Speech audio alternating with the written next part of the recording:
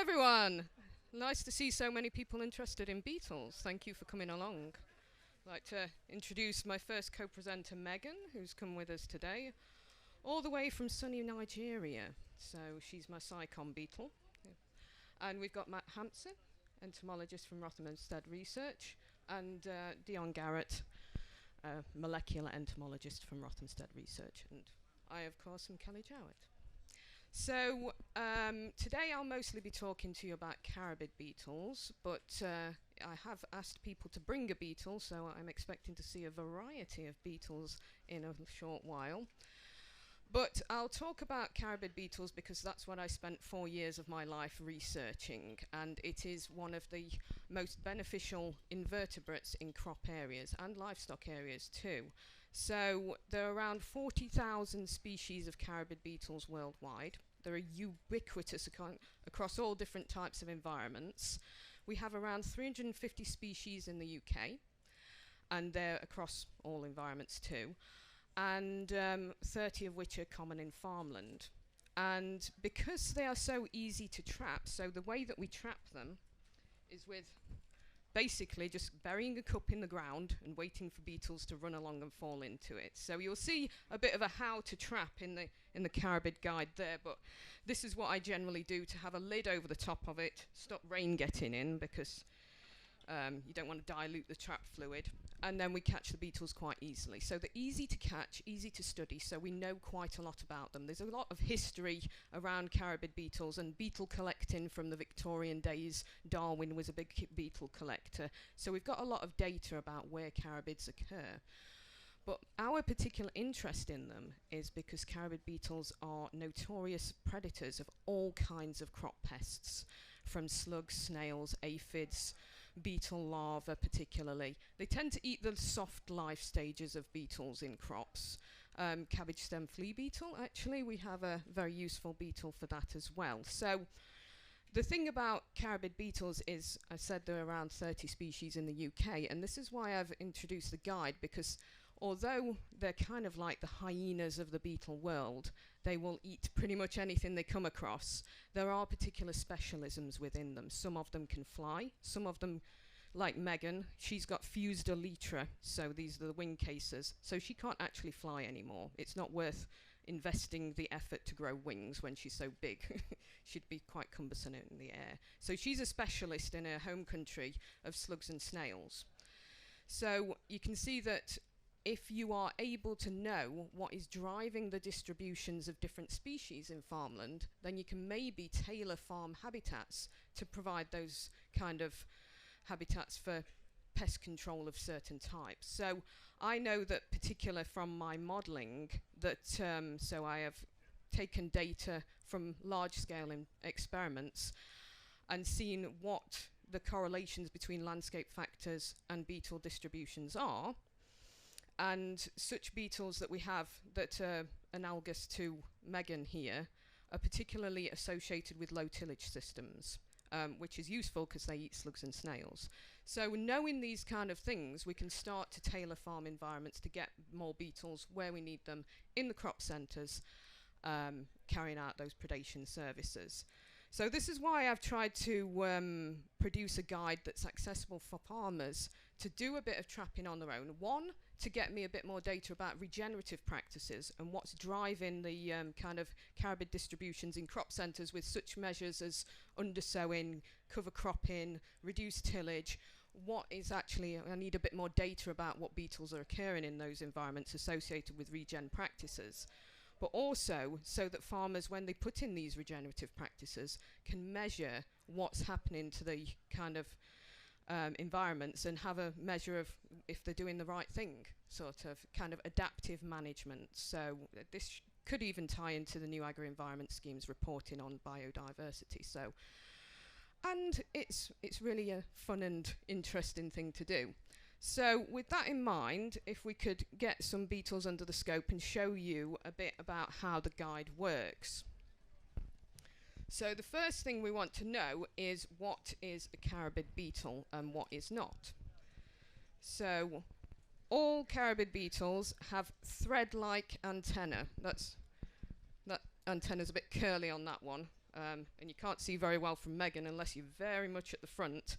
But a lot of beetles have kind of flanged antennas, little bits coming off of them, particularly dung beetles. They navigate a lot more by scent, so they have big appendages on their antenna, whereas carabid beetles are mostly ground active and very close to their prey, so they don't use scent so much, so their antennas are always kind of thread and thin. The other key attribute of carabid beetles is that they have 5 tarsal segments, so these bits on the feet. You can see with my very big beetle here, 1, 2, 3, 4, 5, and under the scope there, 5 leg segments there, so all carabids have that feature. The other one is if you turn them over, they have Megan, where are you going? They have... Never worked with children and animals. They have a hind coxer under the kind of the thigh segment. That's a bit harder to see, but it's mostly to do with some very niche beetle species. And the last feature is that on the hind legs are never broad or flanged. So with a lot of dung beetles, they have kind of pushing segments on the back legs to push their things, and water beetles have kind of these swimming legs as well, whereas carabid beetles, they're just running beetles, so they don't need those back leg segments. So that's all the key features of carabid beetles. So we now know we have a carabid beetle. So that's the first kind of part of the guide. So if you see on the first pages, is it a carabid or is it not? And then we move to a kind of flow chart where we go based on the colour and the size. So there are general size things. Carabid beetles in the UK range from like 3 millimetres up to 3 centimetres. So you can tell a lot by what the size of the beetle is. And adult beetles are actually a little bit variable. So it depends on the condition of the larva and the breeding conditions as to whether you get a particularly big beetle or a small beetle of that year. So they are a bit variable in size and adult size. So it is between a size range. So you choose the size of the beetle. So what kind of size is the one we've got under the scope at the moment? What size of beetle have you got? Because people can't tell down here.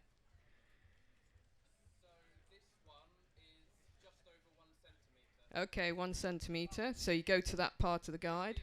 15 mil.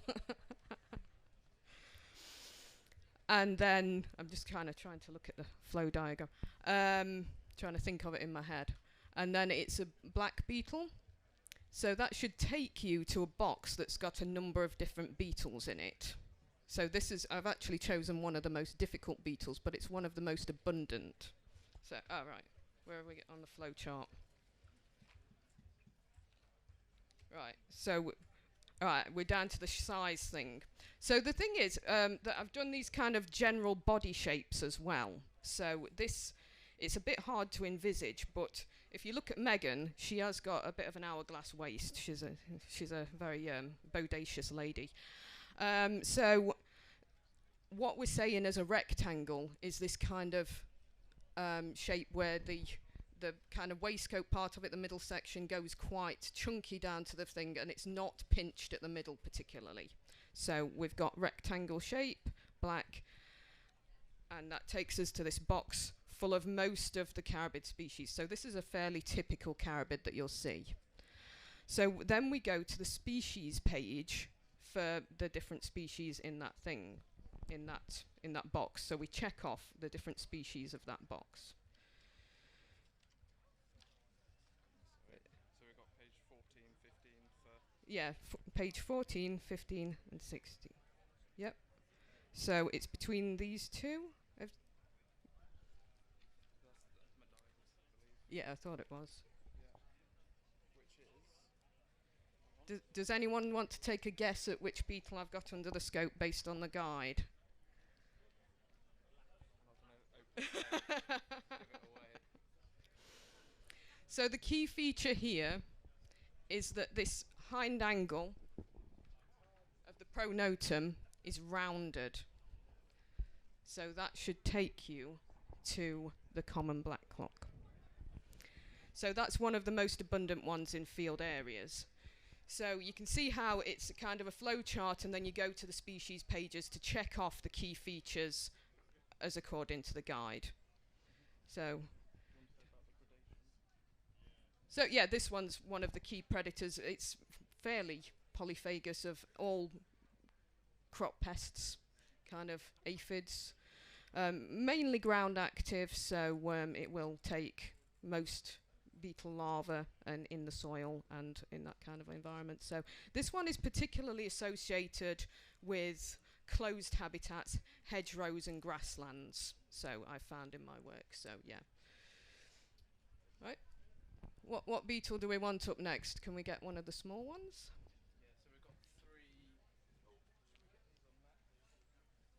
Any questions while we're setting up the next beetle?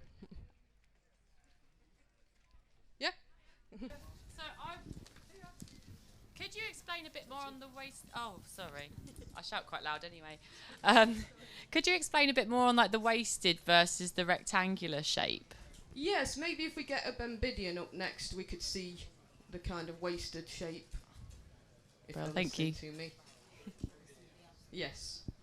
So it is very much that they are kind of pinched in the middle, that their pronotum's kind of come down in that kind of pinched, so that, like a wasp has a very narrow waist, kind of that kind of thing. So it becomes evident as you look at more beetles. Some of them are very much that you can tell that they're kind of a pill shape, so they're more of the oval shape as well. So hopefully we'll be able to see on the Bembidian.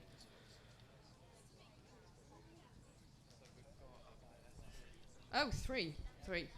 Yeah, it's a shame that you can't really see the screen very well from there. So, yeah. Can you see the screen at all from there? Yeah, so in the middle here, you can see that this one has that kind of pinched shape there, whereas this one is very blocky down the middle. It's more of a rectangle shape. So that is the kind of what I'm saying is wasted. But if in doubt, just go to the species pages. It is a kind of subjective. I was trying to make it so that it was quite of a flow chart, kind of like that. People could kind of recognise. So, right, so we've got the Sienna flat beetle on this end. This is one of the key predators of cabbage stem flea beetle. And these are all very, very small carabids. But the reason that we can tell between them, the big-eyed beetle, got big eyes. They actually look quite angry when you see them up close. They've got big eyebrows. You know what they're angry about. We've got the pin palps here, and you can see that they've got very big, kind of, if we focus in there, they're named pin palps because of this end to the palps, but you can see this big palp section here is very distinctive even when you see them from a distance. If you get like a 10 times hand lens, you should be able to see that quite well. So they're quite easy to pick out of samples. There's quite a lot of different species of Bembidian or pin palps, but they all kind of do the same kind of predation. The small flight dispersive carabids that are crawling around in vegetation and kind of predatory on aphids. So they're really useful guys to have around. Can we get the head of the Trekkers? Can we see his funky eyebrows? Yeah, the light isn't fantastic here.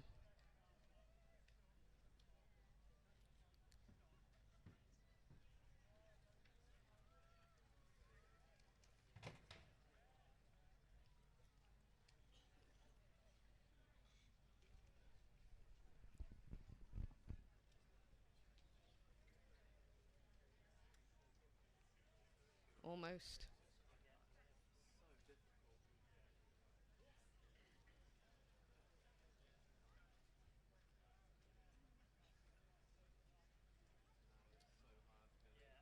Yeah, this is quite hard, but if you see it from the top with a light coming from the top, it has these kind of very beetle brows, you know, you tell people beetle brows, but very distinct ridges over the top of its eyes that you can see quite well with a 10 times hand lens. But generally, if it's a small tiny kind of brown carabid-shaped beetle, and it's not a pinpalp, it's very likely to be a Trechus quadristriatus or sienna flat beetle, and particularly in oilseed rape crops, and they're particularly soil active, so they're quite cryptic, but we have seen them associated with the base of oilseed rape crops predating on cabbage stem flea beetles, so a really useful one to have around. And we are looking into what kind of landscape factors are associated with those, and we'd like a bit more information about how to encourage more of those, obviously with the cabbage stem flea beetle problem that we have at the moment. So right.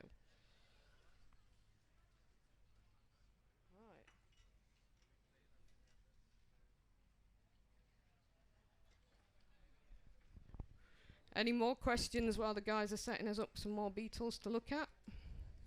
Yeah. Oh, I've gone behind you. Thanks. Hiya. Oh, that's really loud.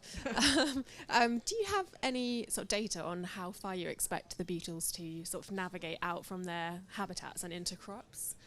So it might kind of inform how often we'll have, how often we might put in beetle banks and things like that. Is it easy to kind of make that sort of assumption? Yes, I have directly modelled the distribution of certain beetle species into crop areas. So what they are said to do is mostly, in the literature, they are said to move most activity within 5 metres of margins. But I've actually found that the distributions of beetles, there's actually more activity density at field centres. So out from the semi-natural environments. But this only holds true for certain species. So the blacklock species are more active in field centres, whereas the seed-eating predators, I always think in terms of the Latin names, they do have, so the strawberry seed beetle that's in the guide, that one is more associated with field edges because that's where the weed seeds tend to be. Whereas, so we have this general recommendation of tussocky grass margins to provide for carabid beetles, and that is because a lot of carabid beetles do overwinter in those kind of environments. But such as the blacklock species, they actually breed in the field centres, so they are in the field centres more than people would imagine. In terms of movement, daily movement, they're said to move around 50 metres.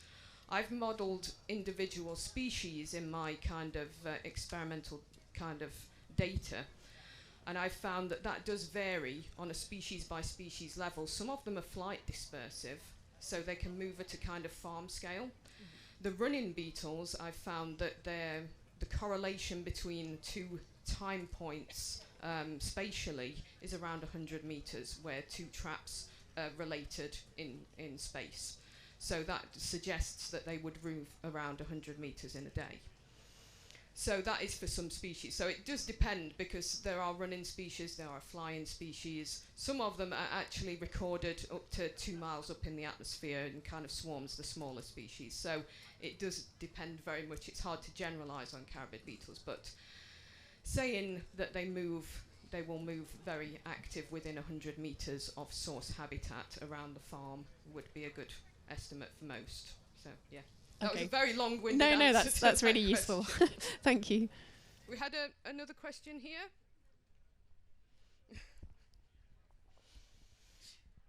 You've kind of answered that question, my question already, but I was just going to ask about the life cycle of the beetles and if it's very different among different beetles, and how you'd provide habitat for more of like the nesting periods and overwintering periods. Are they very different?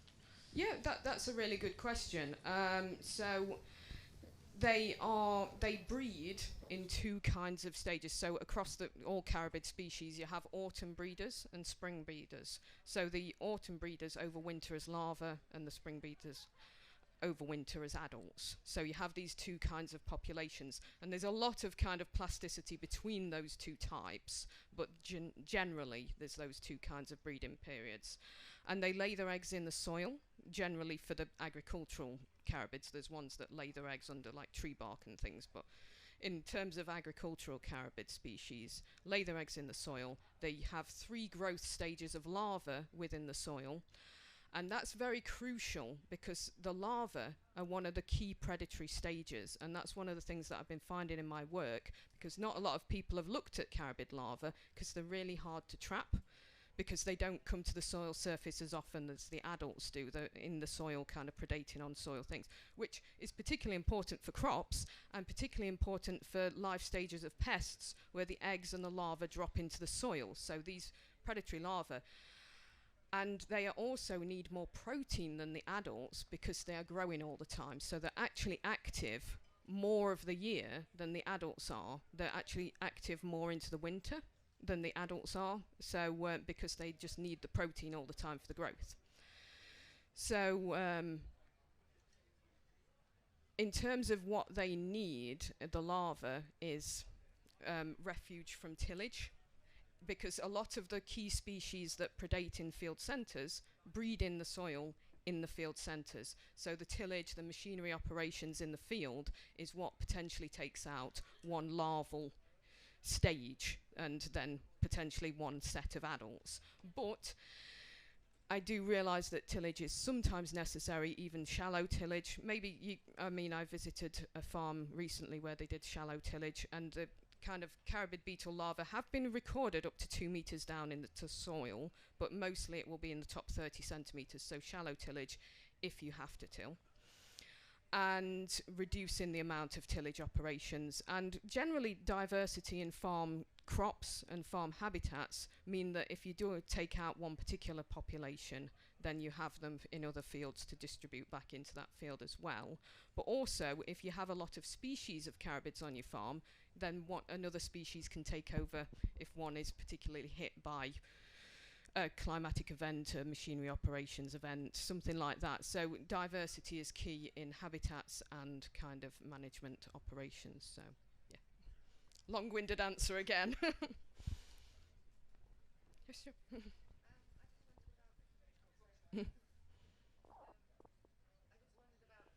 Grazing management for beetles, and whether whether with cattle or sheep or anything grazing has been shown to make a difference to carabid beetle populations. To carabid beetles, there's not a lot of work in pasture farmland in carabid beetles. I actually did my undergraduate in beneficial beetles of pasture and studied a bit about carabids, so there's not much actual research done in that area on carabids. But having a diversity of sward will then provide the different resources for different species to thrive. And in that environment, we're particularly wanting to see the tussocky grasses for carabid species to overwinter in. So it is having a low kind of grazing intensity, or taking field corners out of management, or having those wild areas next to if you say you mob grazing. That's particularly good actually, because you would have a variety of stages for carabids to inhabit at any one time. So always with invertebrates, it's having that diversity of structure in a grassland habitat. So that's kind of key.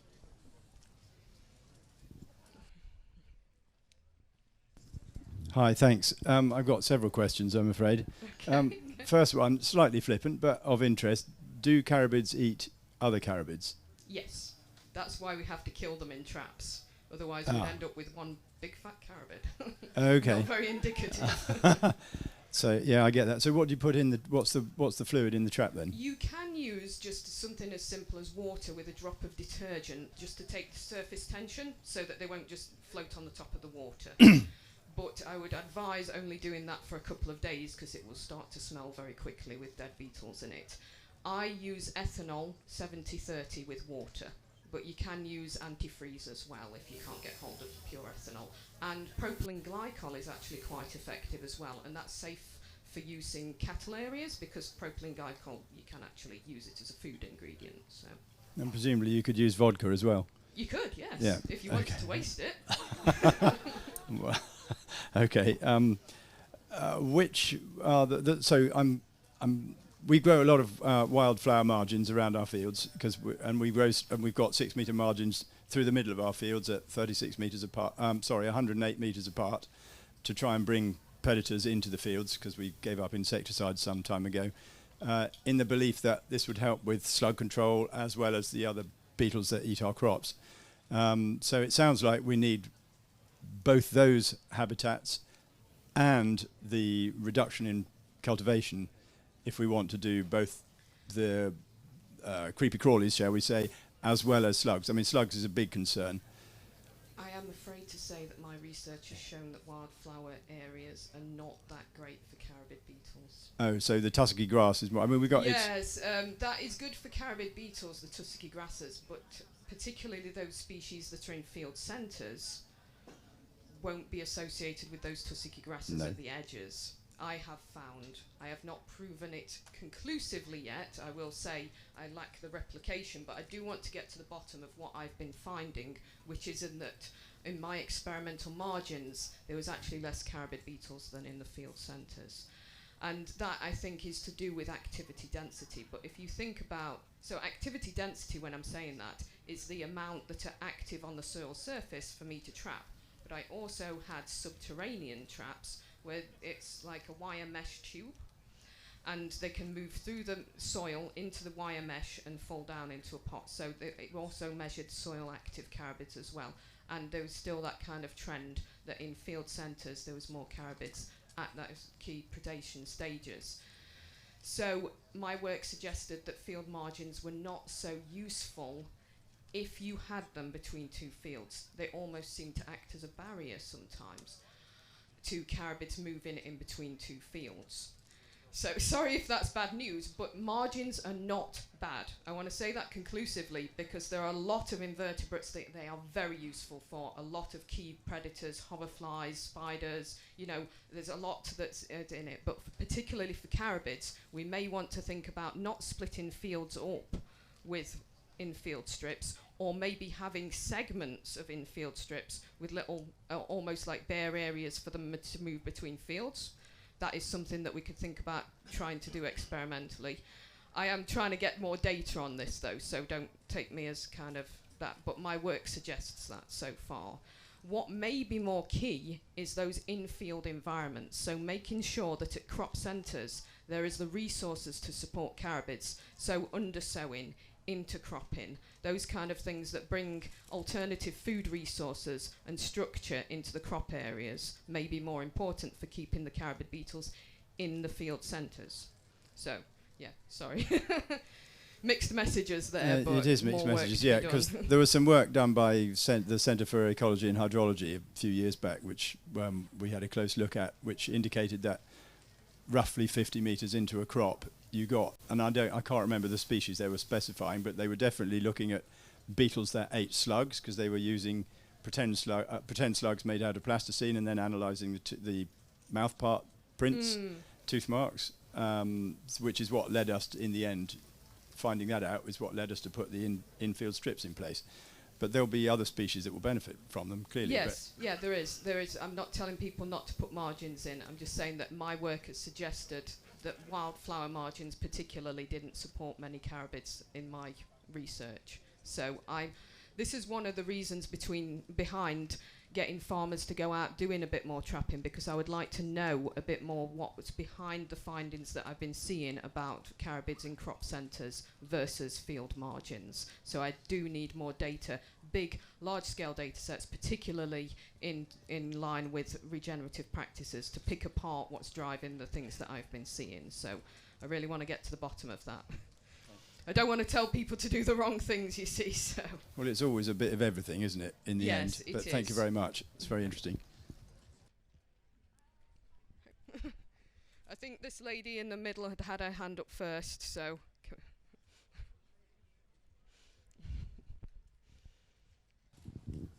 It was partially in reply to what the gentleman said over there with the CEH research, because the plasticine slugs, they recorded also mammal bites on there as well as carabids. So I was just wondering if it was in the margins there, if more mammals are using it, whether they might eat the beetles as well, if they're using the margins more. Yeah, I mean, people have proposed that to me as well. But if I was seeing that there was more predation and that's why I wasn't trapping as much in the margins, I would see this kind of, what I have been seeing is that from the margins and then slightly up and then more in the field centres. What if there was more predation in the margin, you would see almost like a peak of spillover and then down into the field centre. So it's kind of, Okay, yeah. So yeah, still more data needed on that. And I would really like to get out there doing a bit more kind of, at Rothamsted we've been doing camera trapping as well. So really seeing the ecology of these margins, really picking that apart and finding out, because it is a whole system. We need to really understand the whole system of it before we can make any solid conclusions about it. Thank you. Yes. What about antiparasitics we use in cattle and sheep? Do they affect the beetles somehow? Definitely they affect dung beetles, and this is something that I'd seen on one of my research projects as undergraduate, that when I went to different farms, they affected the dung beetles. I saw it like literally. There was farmers that used wormers preventatively because they were very concerned about their cattle's well-being, and I could see that their dung was not turned over hardly at all in my study period of like 2 months. Whereas a wildlife trust farm where they didn't use wormers at all, it was a matter of days that the dung was taken down. And the dung beetles, like you could see all of the larvae moving around in there, different wildlife moving in to eat the beetles. It was absolutely great, and that is a visible effect. There's a lot of research done on different kinds of wormers, and that not all wormers are quite as bad for beetles, but there are some ivermectin particularly based ones that you really want to avoid if you want to help the beetles. So yes, and that would stand true for carabid beetles. I don't think there's actually any work done on it, but carabid beetles will go into those environments and be moving around and taking up those chemicals as well. So there are, particularly they move into the watercourses and can have these broad scale effects. So yes, definitely. So yeah.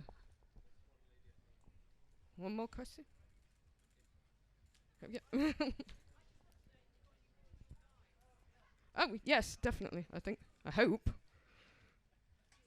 I brought a big box. Wow. But if anyone does want a guide, you can get in touch with Rothamsted Research. You can find out a number from, like, communications on the website, and I can post one out to you if we've run out at the end. So do get in touch. So...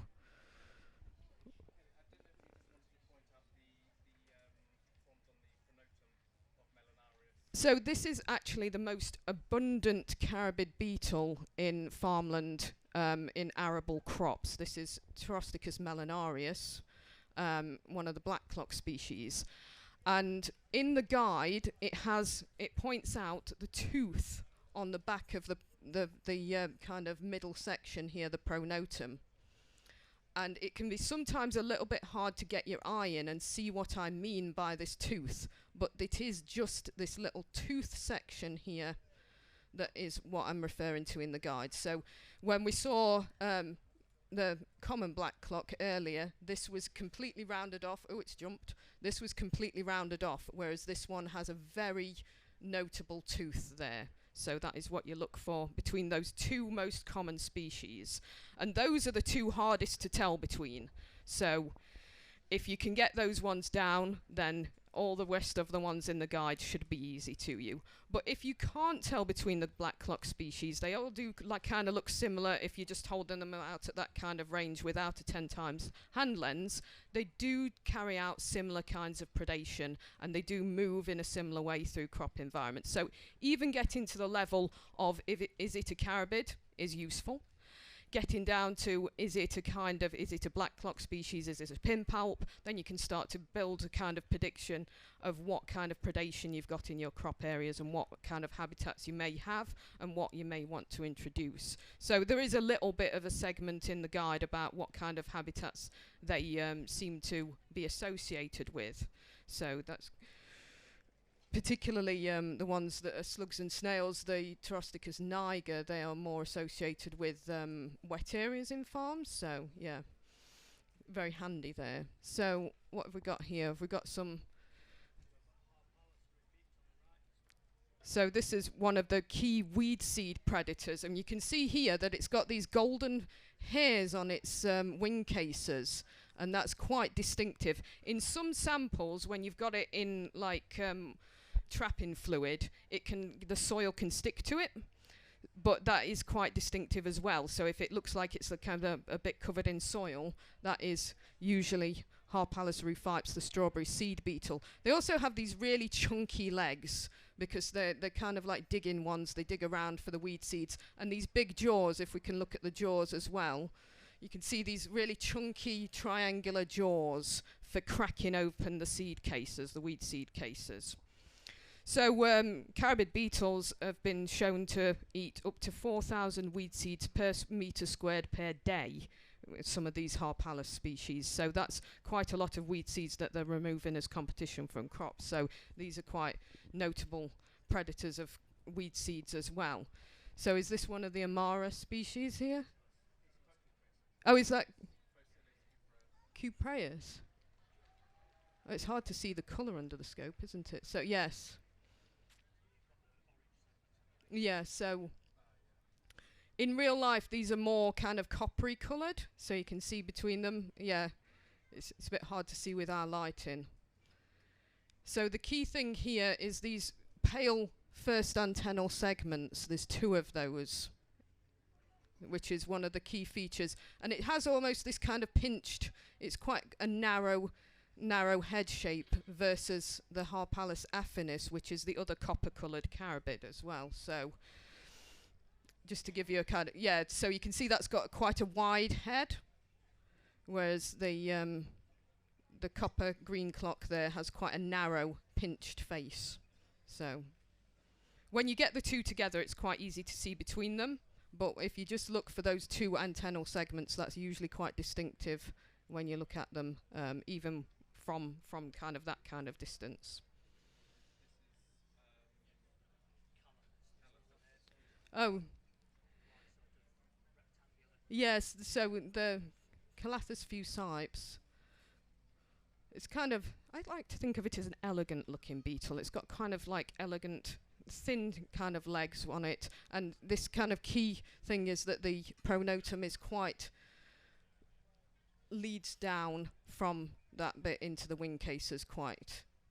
It's not, it's kind of graduated like that, sinuous you might say. So it's kind of like that. So not seen many of those around this year actually. We've seen more, have we got any nebria there? Because that's one of the ones that a lot of farmers have been trapping this year.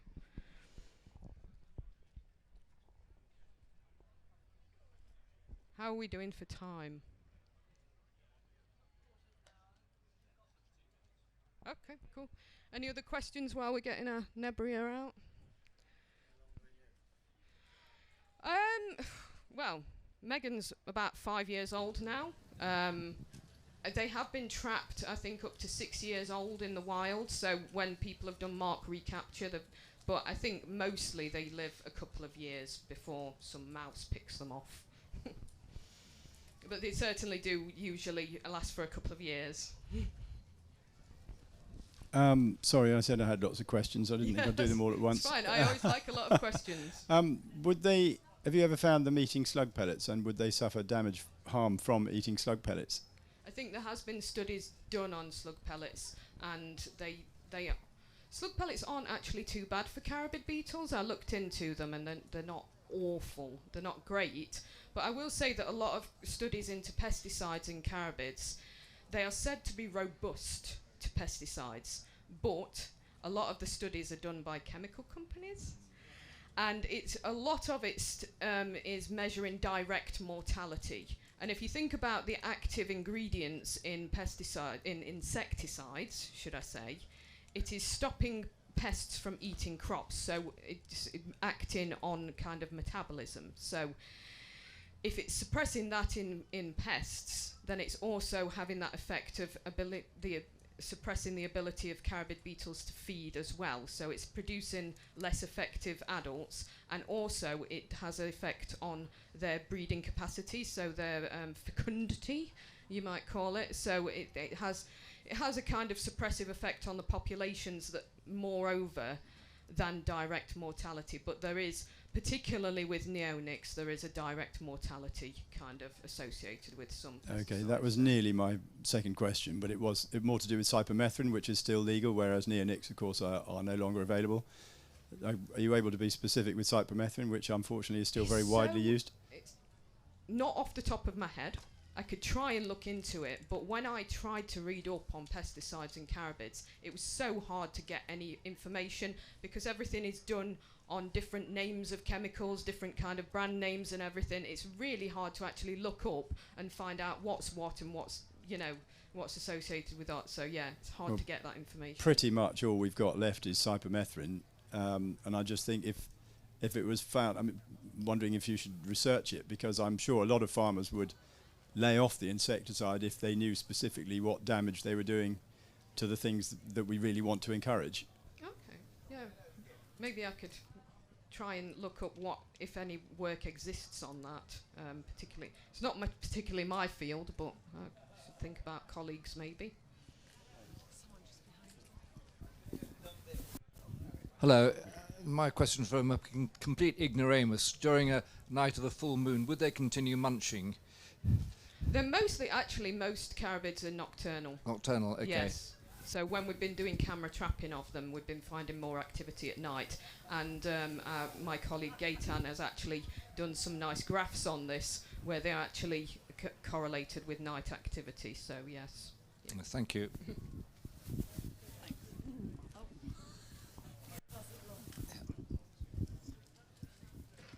Is there much difference in size between individuals of the same species?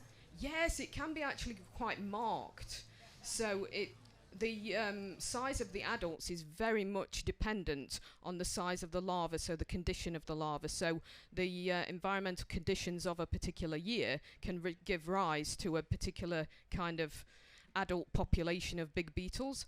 I've seen quite striking kind of differences between adult sizes that go outside of the bounds that are given in my guide. So sometimes it's worth noting that adult sizes can vary, because you can get a really small one. So I was like, is this even Pterosticus species? Because it's tiny, you know. So it is very much based on the larval condition and how that gives rise to the adults. So yes, definitely.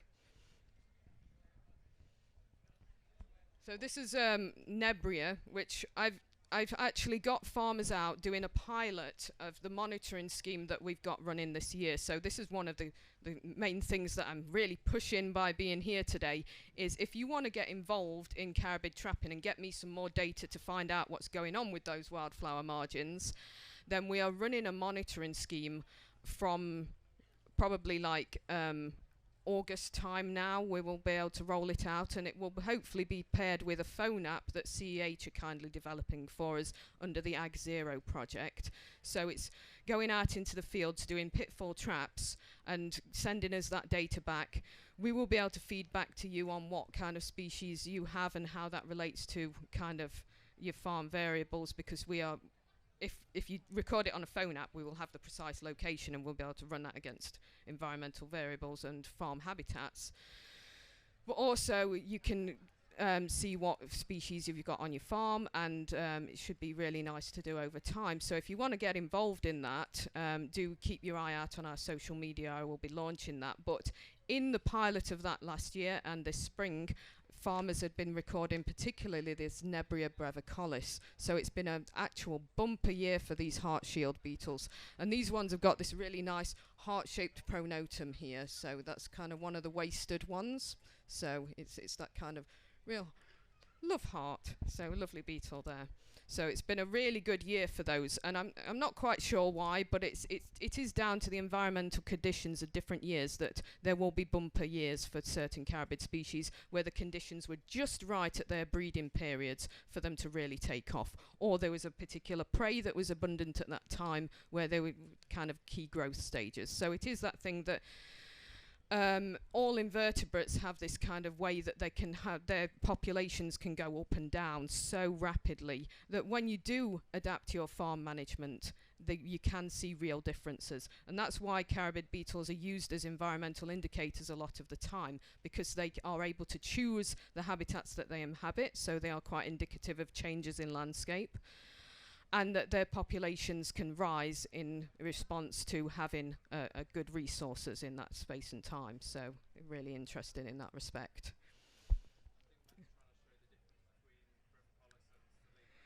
Is that in the guide? I think I'd done a slight one in that, so it's really hard to tell.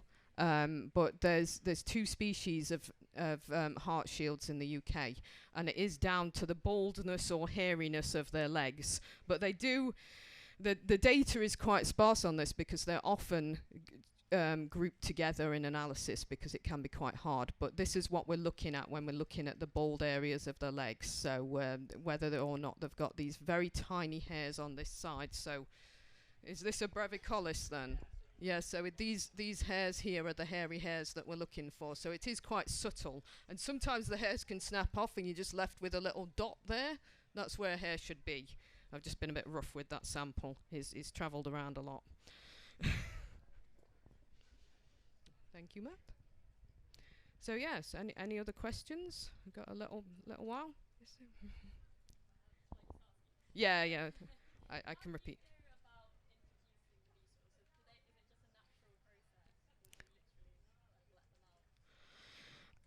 So this lady just asked how we go about introducing the beetles, whether it's a natural process or not, and it is a natural process. So people have asked me whether you can breed them in captivity and release them in like greenhouses, which would be really cool.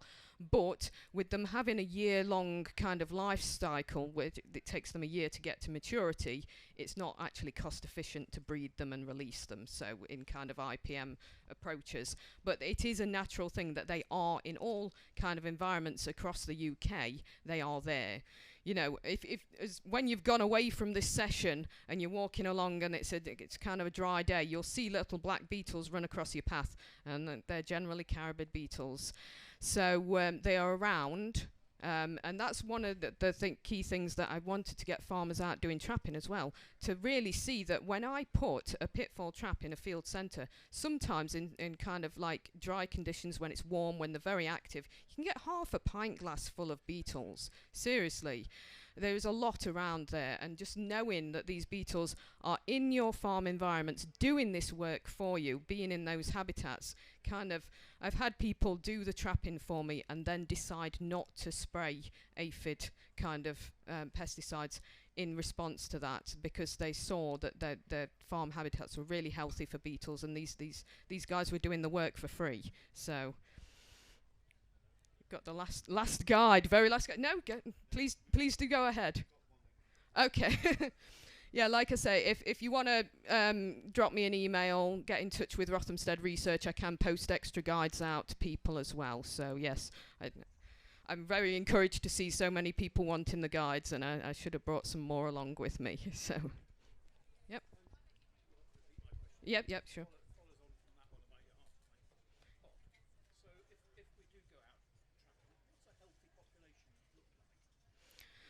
I do get asked this a lot. So if farmers are going out trapping, what does a healthy population look like? How many should they be trapping in a field? And I don't like to give an answer on that because it's so variable. Because I mentioned earlier that what we're measuring is activity density. We're not actually measuring what's in that farm habitat. So what is actually active at that time may not be all the beetles that you have on your farm. So I don't like to say, oh, if you've got 10 beetles in your trap, then you've got loads of beetles on your farm, because you might have really sad beetles who are going hungry and looking for a lot of food. So it's hard to tell. What I more go on is how many species of beetle. So that's more indicative of the farm habitats than how many are active. But still, activity density is a measure of what is active on the soil surface and in the crop areas carrying out predation in your crops. So it's not indicative of what's in your farm habitats, but it is indicative of what's actually in your crops eating pests. So I would say typically in crop centres, it kind of median times of year, so mid-spring, mid-summer, you would get, say, 10 carabids in crop centres in a 7-day trap. It would be a median kind of number, what I've been seeing farmers come out with. But that doesn't mean to say that's good or bad. So, yeah.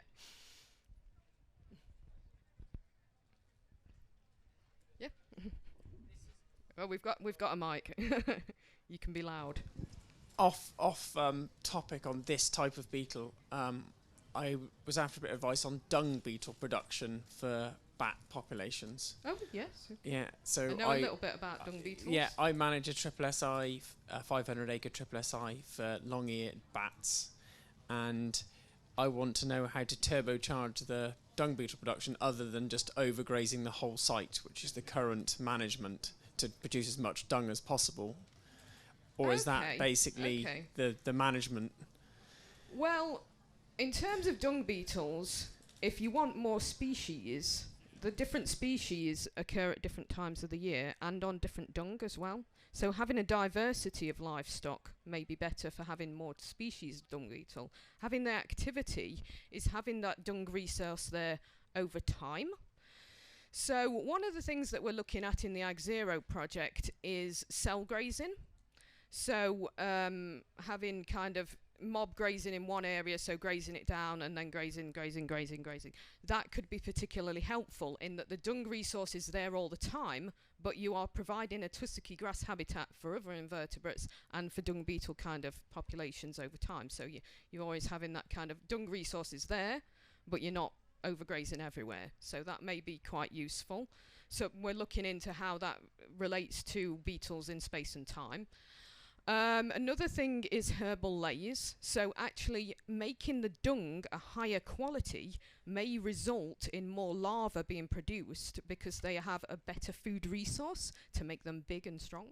So, and that would be good for bats because they would have bigger beetles to eat. So potentially that could be another thing that you do. But certainly using, not using wormers wherever you can, or using one of the less toxic wormers. So Dung Beetles for Farmers is a really good website for resources on that as well. And they're doing the Dung Beetle Safari tomorrow, so you may want to quiz those guys then. So.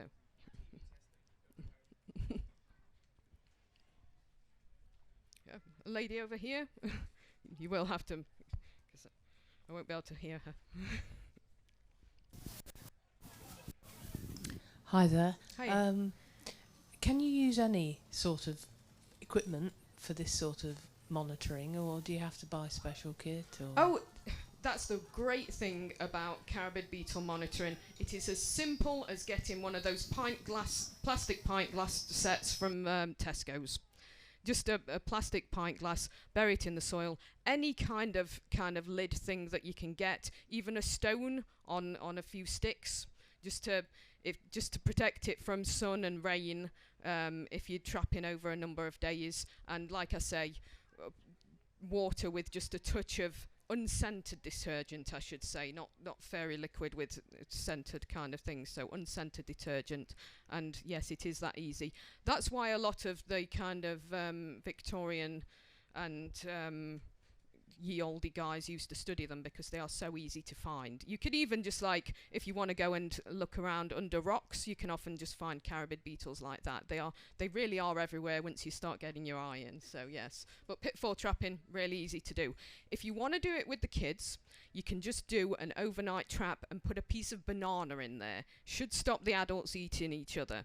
So just overnight, Megan eats banana. She loves it. When I can't find a snail for her, I'll put a chunk of banana in. Not probably good for her health. She'll get a bit fat on that diet, but yeah. Yeah. Any other questions? We might have a couple of minutes left.